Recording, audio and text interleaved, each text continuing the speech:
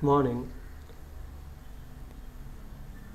Now let's discuss about another striking photospheric phenomena which is called a sunspot. If we observe the sun, we can see occasionally dark areas appear on the sun's disk which are called a sunspot. They generally appear in groups and range in size from specks to the great spots visible without the telescope, covering thousands of miles of square miles. These are regions of strong magnetic field and of lower temperature. The smallest of sunspots that can be seen with a telescope are about few hundred kilometers wide, and the largest have dimensions of tens of thousands of kilometers, that is bigger than the size of Earth. So on the surface of the sun or on the disk which we can observe for a sun, we can see dark spots on this disk, and these dark spots are called the sunspot, and their size will vary from very small specks to the sizes having the dimensions of bigger than the size of Earth. Usually they appear in groups, and these sunspots are the regions of strong magnetic fields and of lower temperature. The average continuous temperature in the spots is approximately 3800 kelvins, that is 2000 kelvins less than the average photospheric temperature. So we know that the photospheric temperature is 5800 kelvins. So the sunspot regions will have a temperature 2000 kelvins less than the surrounding areas.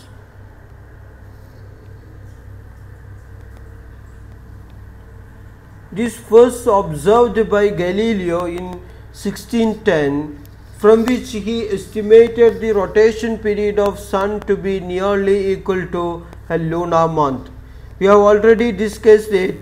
The sun is rotating about its own axis with almost 25 days. The period is 25 days. And this first observed by Galileo, and he estimated this period of rotation of sun by observing the sunspots.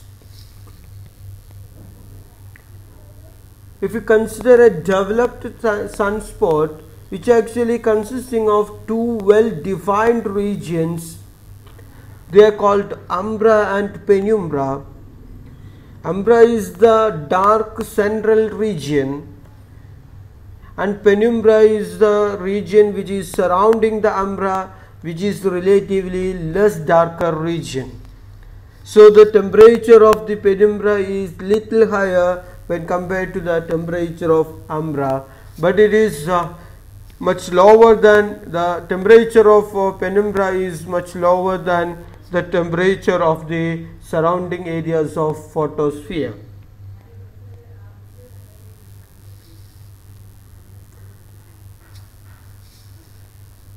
If we observe the sunspot, we can see that the spots appear at the eastern edge of the sun's disk and disappear at the western edge.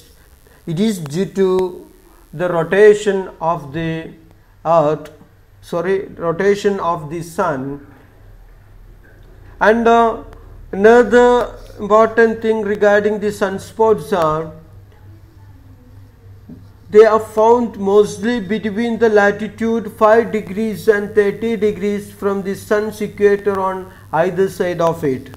That is, we can see the sunspot in the latitude of 5 degree to 30 degree only, and this sunspots does not appear at all beyond the latitude 45 degree. So if you consider the sun, and if it is the equator, if it is the 45 degree north and it is 45 degrees south, suppose, then these shaded regions does not have this sunspot. The sunspot usually occurs in this region, that is between the latitude 5 degree and 30 degree.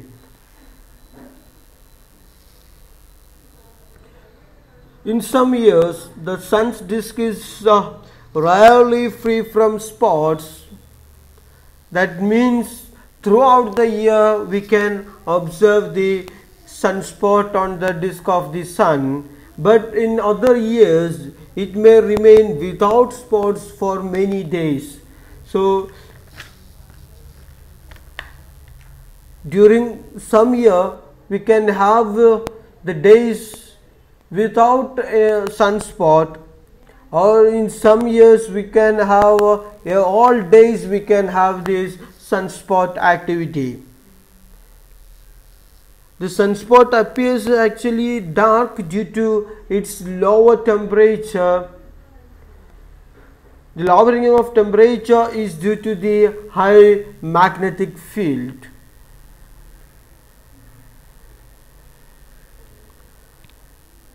And another interesting thing regarding the sunspot is that the sunspot groups vary in their number in a roughly periodic manner.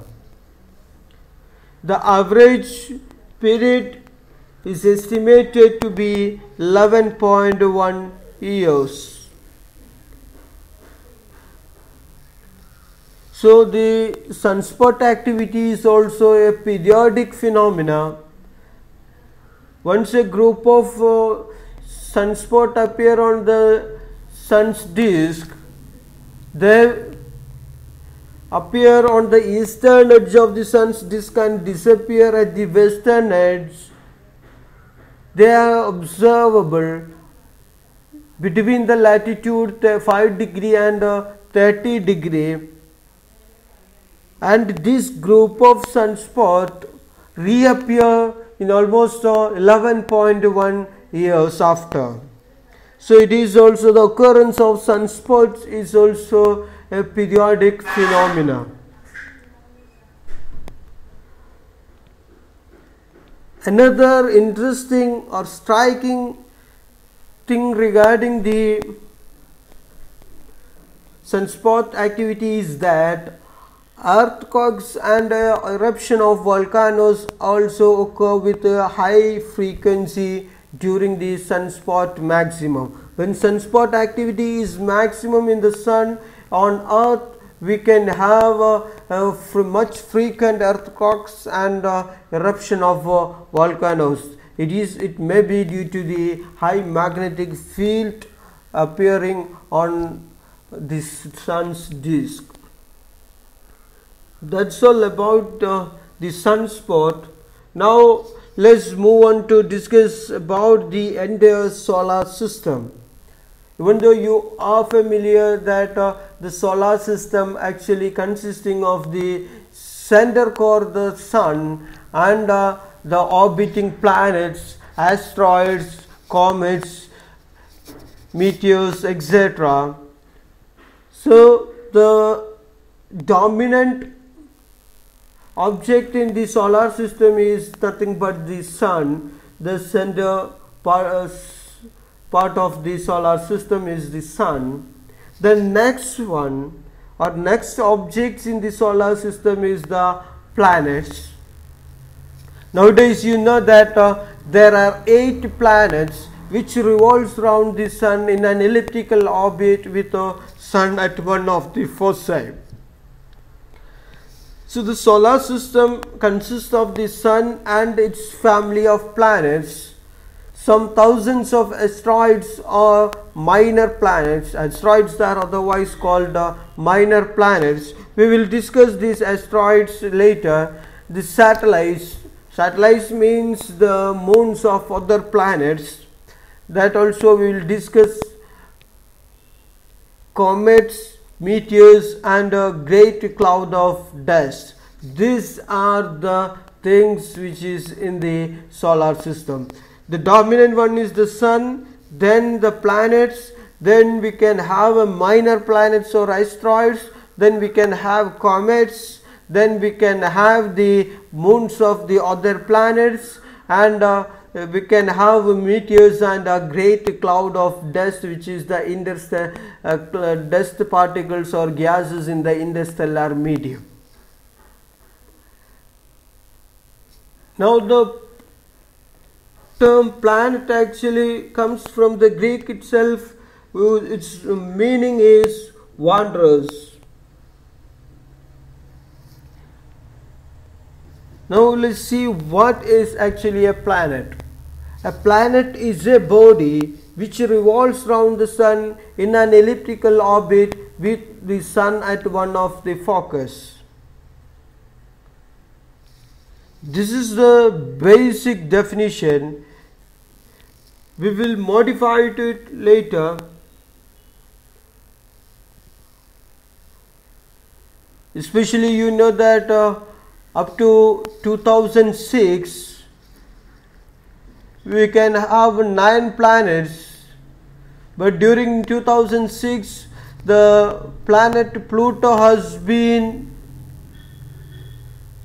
eliminated from the list of planets, and from 2000 onwards we can have only 8 planets.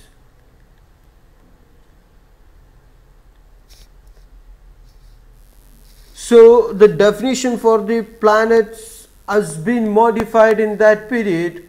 According to the new definition,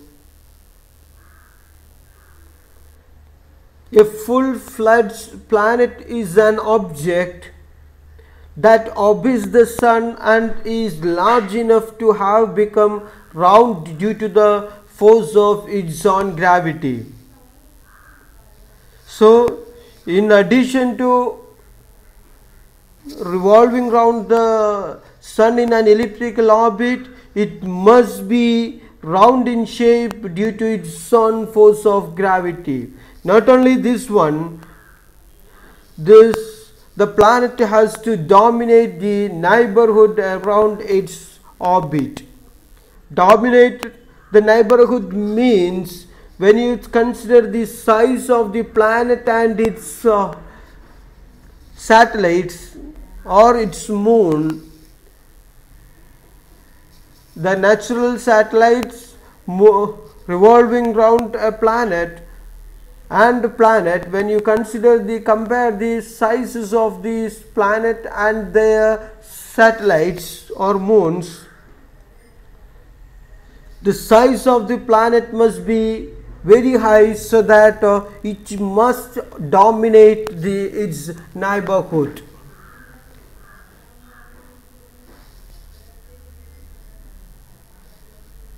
Now if you consider the satellite of Pluto, the Charon, one of the satellite of Pluto, which is the largest moon of Pluto, which is only about half the size of the Pluto,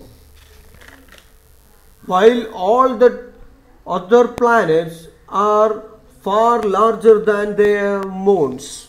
That is, if you consider the moon of Earth, the size of moon is much smaller than the size of Earth.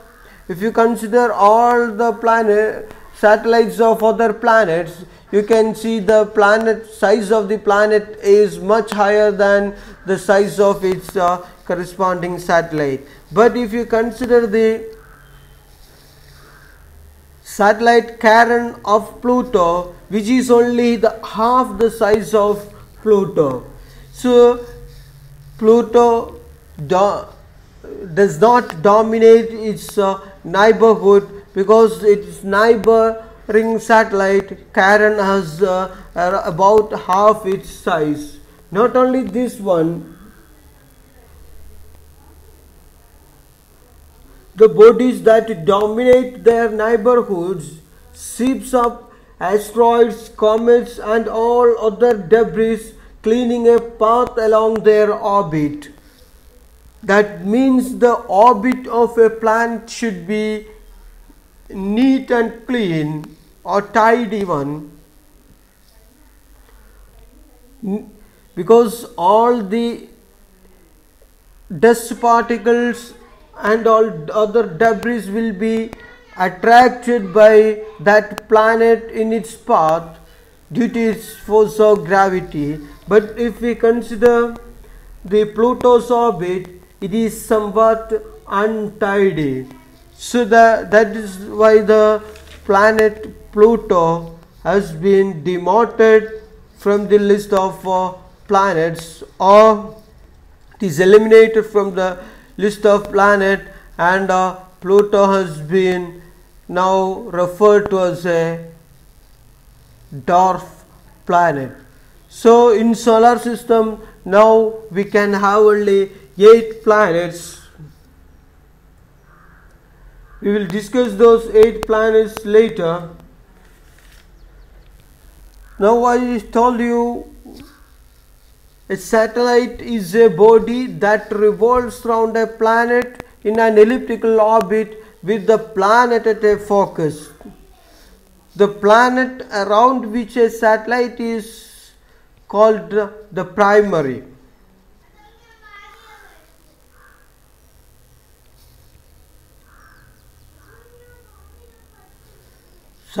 That means Earth is a primary planet because Earth has a satellite, but there are planets like Mercury that does not have a satellite at all. So the planets which have a satellite revolves around it is called a primary. Satellite is any body that revolves around a planet in an elliptical orbit with a planet at a focus. Now, depending upon these positions of the planets, they can be classified into inferior planets and superior planets, or interior planets and exterior planets. These two definitions are based on different reference points or different reference objects. So if you consider Earth as the reference object, then the planets whose orbit lie between the Sun and the orbit of Earth is called an inferior planet. So inferior planets are the planets which lies in between the orbit of Earth and Sun. There are only 2 planets in between the orbit of Earth and Sun. They are Mercury and Venus. So Mercury and Venus are called inferior planets.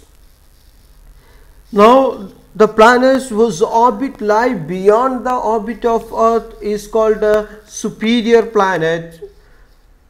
That is, the planets Mars, Jupiter, Saturn and Neptune are the superior planets.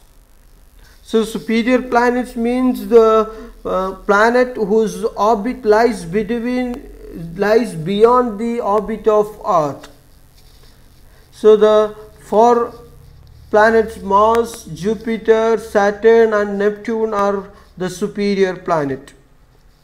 Now if you consider this solar system, we can see between the Mars and Jupiter there are many thousand small bodies called minor planets or asteroids. When we consider this, the position of the asteroids, that is, they are in between the orbit of the Mars and Jupiter. By considering these asteroids as a reference point, we can classify the planets into 2, the interior planets and exterior planets.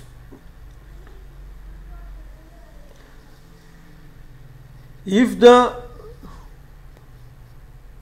orbit of the planets is between the Sun and the asteroids, then they are called interior planets, and the planets that revolve around the sun beyond the asteroids are called exterior planets. So the orbit of the planet lies between the sun and asteroid are called interior planet, and the planets whose orbit lies beyond the asteroids are called the exterior planets.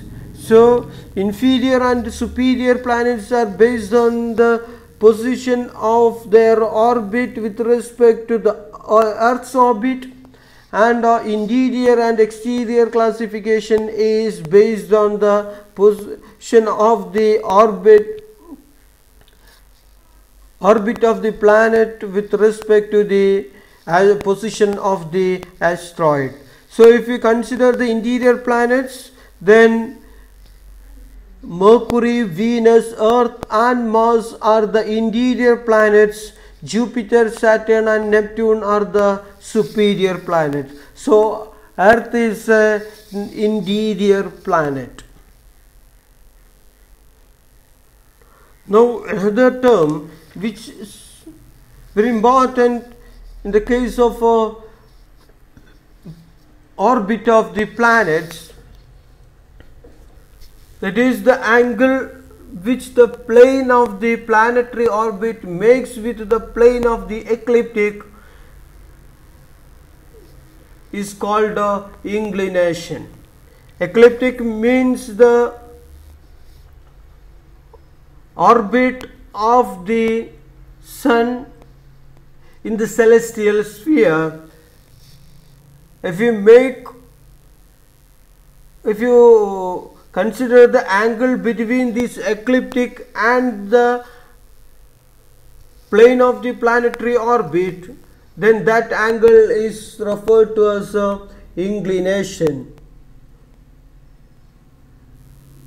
The inclination of all planets are small, but except for Mercury. All the planets are now at a distance greater than 8 degrees on either side of the ecliptic, so that they all lie nearly in the same plane. All the planets rotate about an axis. Venus and Uranus rotates in the clockwise direction, and all other rotates in the anti-clockwise direction. Even Earth is rotating in the anti-clockwise direction. That means all the planets rotates about its own axis, just like Earth rotates about an axis.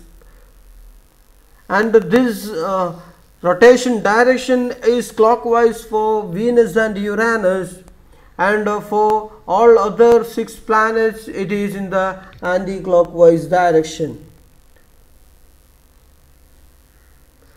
Also, all planets revolve around the sun in the same direction, that is from west to east. So all the planets revolves around the sun from west to east. We know that Earth revolves around the sun from west to east.